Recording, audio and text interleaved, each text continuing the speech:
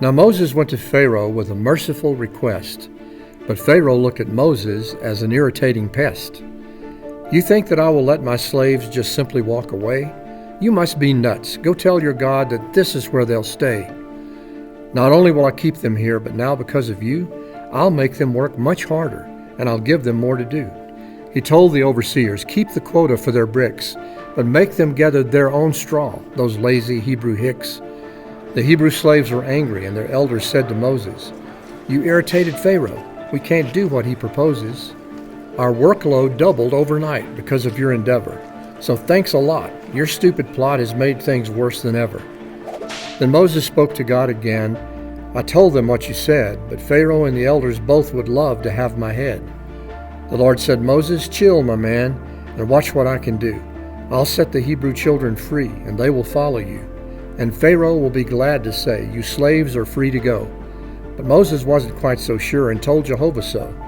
I'll take my brother Aaron, and we'll try it once again. But he's a stubborn king, and Lord, my faith is getting thin. They both went back to Pharaoh, who could not believe his eyes.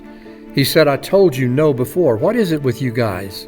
Then Aaron threw his staff down, and it turned into a snake. Then Pharaoh laughed and said to him, that trick is just a fake. He called for his magicians, and he told them what to do. And so they threw their staffs down, and they turned to serpents too. But Aaron's snake just turned and ate the ones that they had thrown. The wise men and magicians knew their secrets now were blown. But Pharaoh's heart was hardened, and he wouldn't change his mind. So Aaron did another trick, but Pharaoh still declined. The water of the Nile was turned to blood and really stunk. The odor from the dying fish was worse than from a skunk.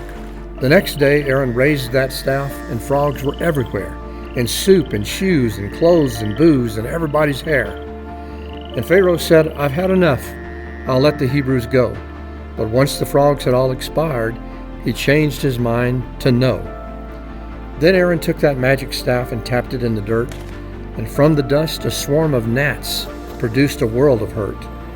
The king's magicians tried that trick, but couldn't make it work, and Aaron winked at Moses with a twinkle and a smirk. However, Pharaoh still refused and firmly held his ground, until the staff came out again, and flies were swarming round. Once more he said that they could go, then once again he changed. And Aaron said to Moses, bro, that dude is quite deranged. The king of Egypt wouldn't bend, despite his losing battle. Their cows and sheep and camels died, their donkeys and their cattle. Boils and hailstorms all appeared, and caused much apprehension. And finally locusts swarmed the land, and got Pharaoh's attention. He first said yes, but then said no, as he had done before. Then darkness came for 3 whole days, as black as miner's ore. Then Pharaoh called for Moses. He was raging when he said, don't ever come around again, because if you do, you're dead. 9 plagues and still no freedom, because some folks just never learn. The final plague would end it, but would take a tragic turn. The firstborn children all would die, such sorrow it would bring, and all because of stubbornness from one Egyptian king.